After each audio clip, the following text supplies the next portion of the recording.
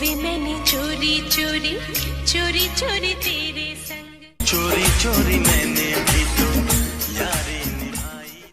चढ़ गया ऊपर रे अटरिया पे। दोस्तों, आज के इस बेहद ही रोचक वीडियो में हम एक बार फिर से बात करने वाले हैं मिथुन चक्रवर्ती की सन 1993 में एक और तड़कती भड़कती मसालेदार एक्शन ड्रामा फिल्म दलाल से जुड़े बहुत सारे अननोन फैक्ट्स के बारे में।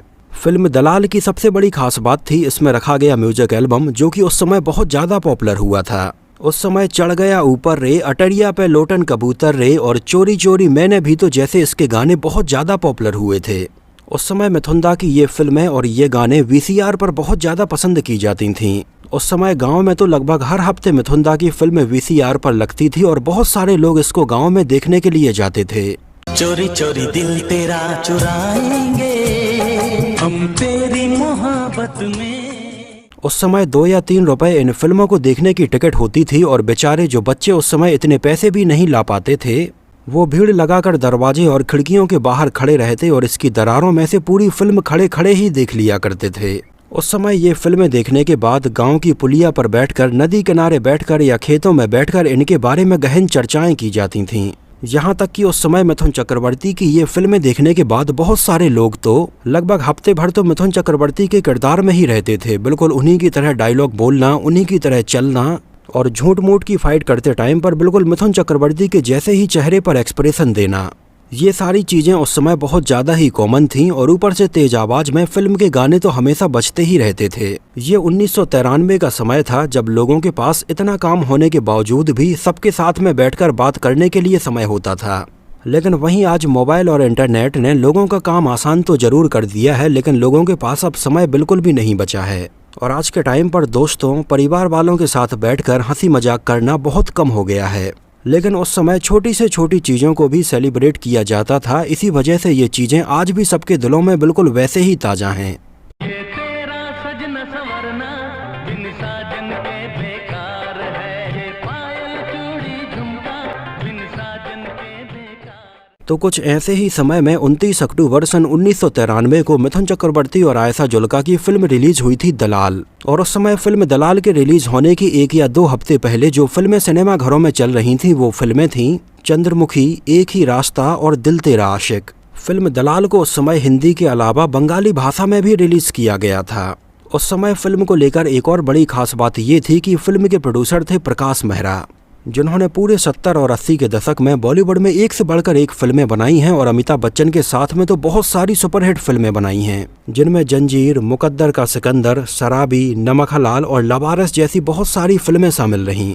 लेकिन सन 1989 में आई अमिताभ बच्चन के साथ में फिल्म जादूगर के बाद प्रकाश मेहरा का कैरियर काफी डाउन चला गया था। इसके बाद प्रकाश मेहरा ने केवल 2 फिल्में डायरेक्ट की, जिंदगी एक जुआ और बाल ब्रह्मचारी, लेकिन ये दोनों ही फिल्में नहीं चल पाईं। तो सन 1993 में प्रकाश मेहरा ने मिथुन चक्रवर्ती की फिल्म दलाल को प्रोड्यूस बस किया था। इसको डायरेक्ट किया था पार्थो घोष ने, जो एक जाने माने बंगाली डायरेक्टर थे और इसके पहले वो बॉलीवुड में 100 डेज और गीत जैसी फिल्मों को डायरेक्ट कर चुके थे।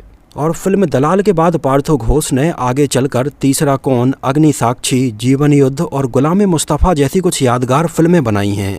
फिल्म की कहानी लिखी थी कौशल भारती, तरुण घोष और अनवर खान ने और इसमें हमें नजर आए थे मिथुन चक्रवर्ती, आयशा जुल्का, राज बब्बर, टीनू आनंद, शक्ति कपूर, रीता भादुड़ी और रवि बहल। फिल्म का बेहतरीन म्यूजिक एल्बम कंपोज किया था बप्पी लहरी ने, जहां पर उन्होंने इसमें हिंदी वर्जन के अलावा बंगाली वर्जन को भी कंपोज किया था। और उस समय फिल्म दलाल के हिंदी और बंगाली इन दोनों ही वर्जन्स को लोगों ने बहुत ज़्यादा पसंद किया। इसके हिंदी वर्जन में रखे गए गाने थे गुटर गुटर, चोरी चोरी मैंने भी तो, ना 19 से कम, ठहरे हुए पानी में, मर गए मेरे राम जी मेरे भगवान जी। जहां इसके म्यूजिक एल्बम का एक गाना चढ़ गया ऊपर रे, अटरिया पे लोटन कबूतर रे वैसे तो लोगों ने बहुत ज़्यादा पसंद किया था। लेकिन उस समय बहुत सारे लोग ऐसे भी थे जो इस गाने को अपने घर पर नहीं बजाते थे, क्योंकि उस समय इसका पिक्चराइजेशन और ये गाना हल्का डबल मीनिंग टाइप का था। लेकिन फिर भी उस समय हर गली, मोहल्ले और चौराहे पर ये गाने इतने ज़्यादा सुनने के लिए मिलते थे कि 1993 और 94 के आसपास चाहे गांव हो या शहर हो, हर किसी की जुबान पर ये गाने बिल्कुल छाए हुए थे। इन गानों में आवाज़ें थीं कुमार सानू, कविता कृष्णमूर्ति, उदित नारायण, अलका याग्निक, साधना सरगम, बप्पी लहरी और ईला अरुण की। हालांकि आज बप्पी लहरी हमारे बीच में भले ही मौजूद ना हो, 15 फरवरी सन 2022 को उनका देहांत हो गया था। लेकिन उनके द्वारा कंपोज किए गए ये बेहतरीन गाने लोग हमेशा हमेशा याद करेंगे। बात करें फिल्म के बजट और बॉक्स ऑफिस कलेक्शन के बारे में तो उस समय इसका बजट रखा गया था लगभग 1.5 करोड़ रुपए और इसने उस समय इंडिया में लगभग 4 करोड़ रुपए का और वर्ल्ड वाइड में लगभग 5 करोड़ रुपए का कलेक्शन किया था। और फिल्म दलाल सन 1993 में आई एक हिट फिल्म साबित हुई थी। हालांकि सन 1993 में बॉलीवुड में एक से बढ़कर एक फिल्में रिलीज हो रही थीं, लेकिन इन फिल्मों के बीच में भी फिल्म दलाल 8वें नंबर पर रही थी। जहां इस साल सबसे ज्यादा पैसे कमाने के मामले में पहले नंबर पर फिल्म थी आंखें, दूसरे नंबर पर थी खलनायक, तीसरे पर थी डर, चौथे पर थी बाजीगर, 5वें पर थी तिरंगा, 6वें पर थी दामनी, 7वें पर थी अनाड़ी और 8वें नंबर पर थी दलाल। और फिल्म दलाल को IMDb पर 5.1 आउट ऑफ 10 रेटिंग मिली हुई है। फिल्म दलाल में कहानी थी एक भोले भाले सीधे साधे इंसान की जो कि शहर जाता है पैसा कमाने के लिए, लेकिन वहां पर अनजाने में कैसे देह व्यापार से जुड़ जाता है और उसको पता भी नहीं होता है।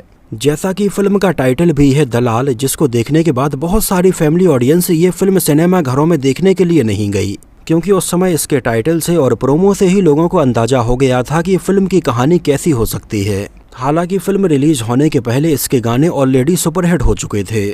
उस समय प्रकाश मेहरा ने केवल और केवल ये फिल्म इसलिए बनाई थी कि वो अपनी पिछली 2-3 फिल्मों के लॉस को रिकवर कर पाएं। उनकी पिछली कुछ फिल्में जैसे मोहब्बत के दुश्मन, जादूगर और जिंदगी एक जुआ बुरी तरह से फ्लॉप रही थीं। इस वजह से फिल्म दलाल के टाइम पर प्रकाश मेहरा का टारगेट ये था कि कैसे भी करके उन्हें एक हिट फिल्म बनानी है, फिर चाहे इसमें उन्हें डबल मीनिंग डायलॉग, इसके डबल मीनिंग गाने और कैसी भी कहानी रखनी पड़े। वो उस समय फिल्म दलाल को हिट करवाने के लिए कुछ भी करने के लिए तैयार थे। जाने माने बंगाली डायरेक्टर पार्थो घोष को इसमें डायरेक्टर के तौर पर साइन किया गया और लीड एक्टर के तौर पर मिथुन चक्रवर्ती और लीड एक्ट्रेस के तौर पर आयशा जुल्का को साइन किया गया। मिथुन चक्रवर्ती तो उस समय जाने माने एक्टर थे ही और आयशा जुल्का भी उस समय तक कुर्बान, खिलाड़ी और जो जीता वही सिकंदर जैसी कुछ बेहतरीन फिल्मों में काम कर चुकी थीं। लेकिन फिल्म दलाल को साइन करना उस समय आयशा जुल्का के करियर की सबसे बड़ी गलती रही। एक्चुअली उस समय हुआ ये कि प्रकाश मेहरा को अपनी फिल्म को किसी भी तरह से हिट कराना था और उस समय फिल्म की कहानी के हिसाब से इसमें आयशा जुल्का और शक्ति कपूर के बीच में कुछ इंटीमेट सीन भी फिल्माए जाने थे। हालांकि उस समय फिल्म दलाल को साइन करने के पहले ही आयशा जुल्का ने इन सारी बातों के बारे में क्लियर कर दिया था कि इसमें वो ऐसे कोई भी हॉट या टॉपलेस सीन बिल्कुल भी नहीं करेंगी। हालांकि उस समय जब आयशा जुल्का को ये फिल्म ऑफर हुई तो आयशा जुल्का की मां ने देखा कि फिल्म का टाइटल है दलाल, जो टाइटल उन्हें बिल्कुल भी पसंद नहीं आया और उन्होंने उस समय आयशा जुल्का से कहा कि वो इस फिल्म में काम बिल्कुल भी ना करें।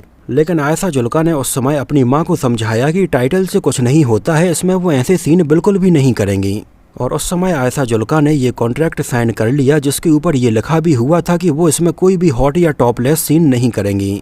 फिल्म की शूटिंग शुरू हुई और आयशा जुल्का के सारे सीन फिल्मा लिए गए, लेकिन इसमें एक सीन था जिसको आयशा जुल्का और शक्ति कपूर के बीच में फिल्माया जाना था। हालांकि इस सीन को फिल्माते टाइम पर भी आयशा जुल्का ने कोई भी हॉट या टॉपलेस सीन नहीं दिया और ये सीन कंप्लीट करके वो अपने घर चली गईं। लेकिन आयशा जुल्का को क्या पता था कि उनकी पीठ पीछे फिल्म के मेकर्स कुछ और ही प्लान कर रहे हैं। उस समय फिल्म में शक्ति कपूर के साथ में आयशा जुल्का के इस सीन को और ज़्यादा इंटीमेट बनाने के लिए यहाँ पर आयशा जुल्का की एक बॉडी डबल का यूज किया गया और उसके ऊपर ये बैकलेस सीन फिल्माए गए और इसकी फाइनल एडिटिंग के टाइम पर ये सारे सीन्स इसमें ऐसे रखे गए जैसे मानो ये सारे सीन आयशा जुल्का ने ही किए हों। हालांकि आयशा जुल्का को अभी भी इस बारे में अंदाजा नहीं था कि उनके साथ इतना बड़ा धोखा हो रहा है। फिल्म की शूटिंग पूरी कंप्लीट हो गई और बाद में उन्हें फिल्म के कुछ क्रू मेंबर से इसके बारे में पता चला। आयशा जुल्का के कुछ जान पहचान वालों ने और कुछ पत्रकारों ने प्रीमियर के दौरान जब ये फिल्म देखी और उसमें आयशा जुल्का के ये ऐसे हॉट सीन देखे तो वो देखकर बिल्कुल दंग ही रह गए। इसे देखने के बाद बहुत सारे लोगों ने आयशा जुल्का को फ़ोन किया और पूछा कि उन्होंने फिल्म में ऐसे सीन क्यों किए हैं। अभी तो उनका करियर जस्ट शुरू ही हुआ था, आगे चलकर उन्हें और भी अच्छी फिल्में करनी हैं। और जब आयशा जुल्का को ये पता चला तो वो तुरंत प्रकाश मेहरा के पास में गई और कहा कि फिल्म में से ये सारे सीन हटाएं। लेकिन उस समय प्रकाश मेहरा ने आयशा जुल्का को ये साफ साफ बोलकर मना कर दिया कि उन्होंने खुद ये कॉन्ट्रैक्ट साइन किया है और ये सीन नहीं हटाए जाएंगे।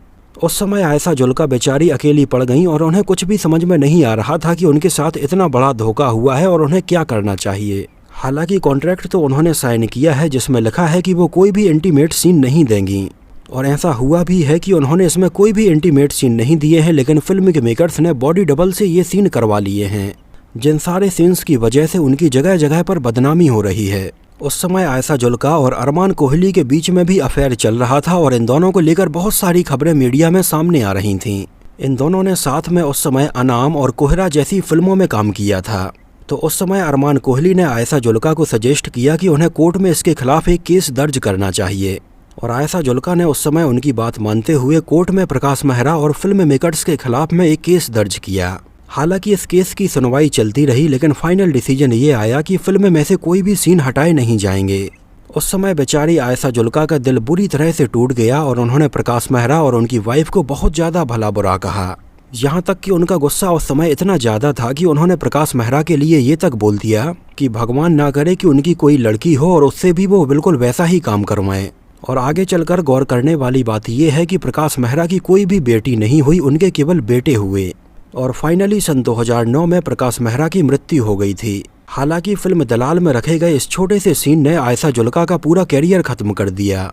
90s में कुछ ऐसा था कि जो भी एक्ट्रेस टॉपलेस होकर सामने आई उनका कैरियर लगभग पूरी तरह से बर्बाद हो गया। हालांकि आयशा जुल्का के साथ में तो चलो ये धोखा हुआ था, लेकिन उस समय जानी मानी एक्ट्रेस ममता कुलकर्णी ने एक मैगजीन के फोटो शूट के लिए टॉपलेस होकर फोटो खिंचाई थी, जिसको लेकर भी उस समय ममता कुलकर्णी को बहुत ज़्यादा ट्रोल किया गया और धीरे धीरे उनका कैरियर भी खत्म हो गया था। आगे चलकर आयशा जुल्का का भी मन बॉलीवुड में ऐसे धोखेबाजों को देखते हुए फिल्म इंडस्ट्री से पूरी तरह से उठ गया। हालांकि इसके बाद वो हमें बहुत सारी फिल्मों में नजर आई, लेकिन उनका कैरियर कुछ खास सफल नहीं हो पाया और आगे चलकर आयशा जुल्का ने खुद ही फिल्मों में काम करना लगभग बंद कर दिया था।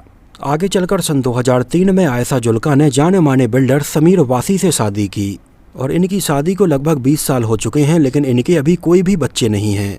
आखिरी बार आयशा जुल्का हमें सन 2018 में आई फिल्म जीनियस में नजर आई थीं। उस समय सन 1993 में फिल्म दलाल को हिट करवाने के लिए प्रकाश मेहरा के द्वारा रखी गई सारी स्ट्रेटजी सफल हुई और फिल्म दलाल के प्रॉफिट ने उनकी पिछली बहुत सारी फिल्मों के लॉस को भी रिकवर किया। हालांकि उस समय आयशा जुल्का के साथ में हुई इस चीटिंग को देखते हुए फिल्म के डायरेक्टर पार्थो घोष ने आयशा जुल्का को एक पर्सनली सॉरी का लेटर भी भेजा था, लेकिन इससे कुछ ज़्यादा हुआ नहीं। आयशा जुल्का का कैरियर जितना खराब होना था वो हो चुका था। हालांकि आगे चलकर डायरेक्टर पार्थो घोष के साथ में भी कुछ अच्छा नहीं हुआ। सन 2013 में पार्थो घोष को एयरपोर्ट पर लड़कियां एक जगह से दूसरी जगह पर सप्लाई करने के आरोप में गिरफ्तार किया गया, जहां पुलिस के द्वारा अरेस्ट की गई एक लड़की ने उनके खिलाफ ये बयान दिया और कहा कि अभी तक वो 18 लड़कियों को यहां से दूसरी जगह पहुंचा चुके हैं।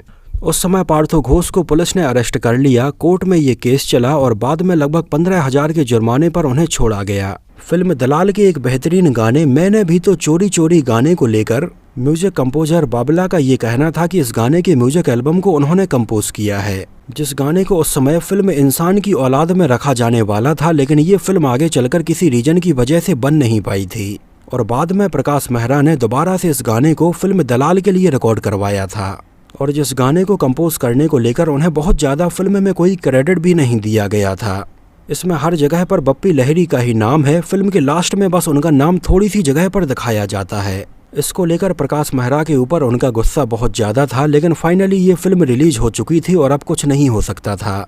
इसमें हमें रवि बहल भी नजर आते हैं। एक्चुअली पहले रवि बहल की जगह पर इसमें प्रसन्नजीत को साइन किया जाने वाला था, जो कि एक जाने माने बंगाली एक्टर हैं, लेकिन उस समय किसी कारण की वजह से वो इसमें काम नहीं कर पा रहे थे और बाद में फाइनली इसमें रवि बहल को साइन किया गया था। बात करें फिल्म की शूटिंग लोकेशन की, तो फिल्म की ज़्यादातर शूटिंग स्टूडियोज़ में ही हुई है, जहां फिल्म के बहुत सारे scene Kamalistan studio, film city और चांदीवाली स्टूडियो में फिल्माए गए हैं। 1993 में मिथुन चक्रवर्ती की टोटल 10 फिल्में रिलीज हुई थीं, जिनमें दलाल के अलावा युगांधर, आदमी, फूल और अंगार, जीवन की शतरंज, कृष्ण अवतार, मेहरबान, परदेसी और तड़ी पार जैसी फिल्में शामिल हैं। फिल्म दलाल में राज बब्बर हमें नेगेटिव रोल में नजर आए थे, जहां पर उनकी परफॉर्मेंस को लोगों ने बहुत ज़्यादा पसंद किया था। यहां तक कि उस साल राज बब्बर को इसके लिए बेस्ट नेगेटिव रोल के लिए फिल्म फेयर अवार्ड में नॉमिनेशन भी मिला था, लेकिन उस साल वो ये अवार्ड जीत नहीं पाए थे। ये अवार्ड मिला था फिल्म सर में परेश रावल की परफॉर्मेंस के लिए। तो दोस्तों, ये तो बात हुई मिथुन दा की फिल्म दलाल से जुड़े बहुत सारे अननोन फैक्ट्स के बारे में। मुझे ये फिल्म तो ठीक ठाक ही लगी थी, लेकिन इसके गाने काफ़ी पसंद आए थे। आपका फिल्म दलाल के बारे में क्या कहना है? इससे जुड़ी हुई अगर आपकी कुछ यादें हैं तो हमारे साथ कमेंट सेक्शन में ज़रूर शेयर कीजिए। और अगर आप में से किसी ने उसको इस समय सिनेमा घर में देखा हो तो हमें सिनेमा घर का नाम और शहर का नाम भी ज़रूर बताना। तो इस वीडियो में इतना ही। अगर ये वीडियो आपको पसंद आया हो, मेरी मेहनत आपको पसंद आई हो, तो इसको प्लीज़ लाइक करके मुझे इस बात का जवाब जरूर दीजिए। तो मिलते हैं किसी नए वीडियो में बॉलीवुड फिल्मों से जुड़ी हुई कुछ और ऐसी ही इंटरेस्टिंग और रोचक बातों के साथ।